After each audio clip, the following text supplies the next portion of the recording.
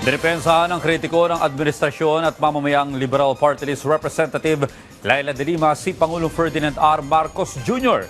laban sa mga paratang ng kidnapping at umano'y pagkukulong o pagkalulun sa droga. Ayon sa kanya, hindi pumapasa sa pamantayan ng sufficiency in substance sa ilalim ng House Rules ang impeachment complaint laban sa Pangulo. May report si Vel Custodio. One is that the former president was arrested without Philippine warrant and forcibly transferred to ICC.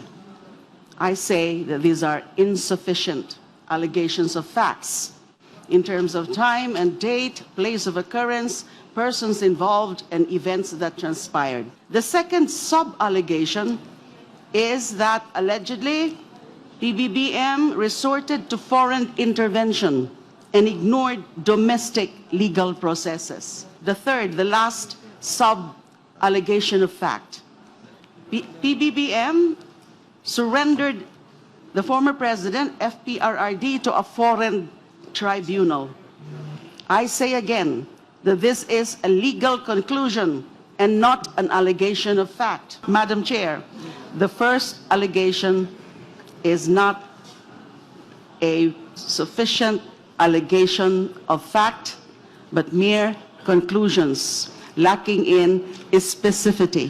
Sa pagdinig ng Committee on Justice, binigyang diin ng kritiko ng administrasyon at mamamayang Liberal Party List Representative Laila de Lima na insufficient in substance ang impeachment grounds ng complaint ni Attorney Andre De Jesus laban kay Pangulong Ferdinand R. Marcos Jr. Nauna na rito ang betrayal of public trust dahil sa pagpapahintulot ng umano'y kidnapping at surrendering kay dating Pangulong Rodrigo Roa Duterte ng International Criminal Court o ICC. I also submit that there is insufficiency in substance for a very simple reason that we all should be guided by the elements of the crime alleged, which is kidnapping.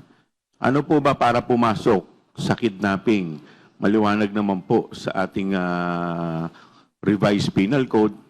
Number one, kailangan yung offender is a private individual.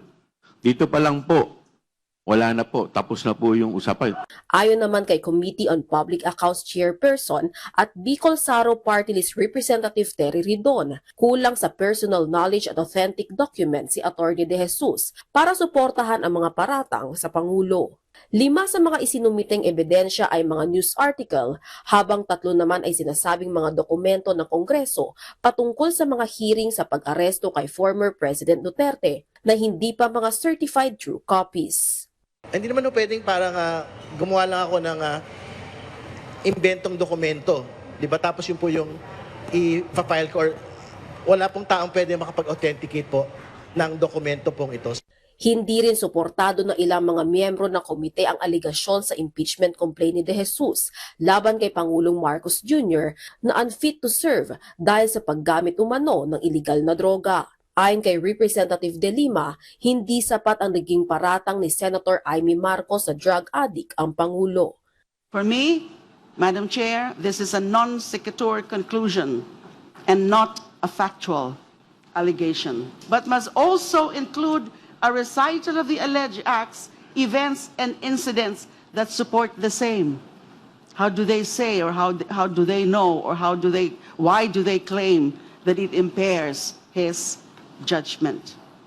So that's again my view.